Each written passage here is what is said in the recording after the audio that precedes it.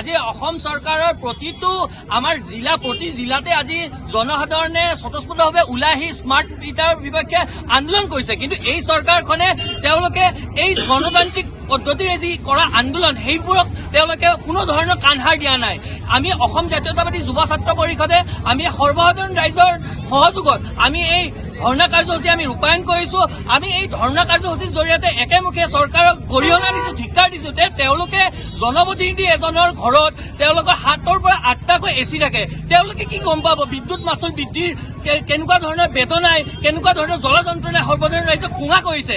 কিন্তু এই মুহূৰ্তত আমি সৰ্বসাধাৰণ ৰাইজে গম পাইছো, কাৰণ কিয় স্মাৰ্ট মিটাৰ নলগোৱাতে এঘৰ মানুহৰ বিদ্যুৎ মাচুল আহিছিল আপোনাৰ 200ৰ পৰা 300 টকা বা 500 টকা। কিন্তু স্মাৰ্ট মিটাৰ লগোৱাৰ পিছতে সেই বিদ্যুৎ মাচুল বৃদ্ধি হৈ 1000ৰ পৰা 1500 টকা পৰ্যন্ত হৈছে।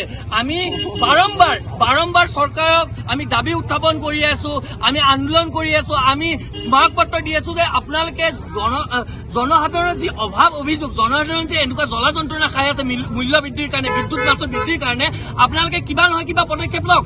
আমি গাঁৱে ভূঞে প্ৰতিটো অঞ্চলৰ ৰাইজে আজি স্মাৰ্ট মিটাৰৰ বিপক্ষে বন্ধ কৰাৰ দাবীত আজি ওলাই আহিছে স্বতঃস্ফূৰ্তভাৱে। কিন্তু এই চৰকাৰখনে অকণমানো তেওঁলোকৰ গুৰুত্ব নাই আমাৰ জনসাধাৰণৰ এই গণতান্ত্ৰিক প্ৰতিবাদত। আমি ধিক্কাৰ দিছো আৰু অনতিপলমে এই চৰকাৰখনে যদি এই স্মাৰ্ট মিটাৰ বন্ধ নকৰে ইয়াৰ প্ৰতিবাদ কিন্তু একদম সৰ্বোচ্চ হ'ব আৰু তীব্ৰতৰ হ'ব।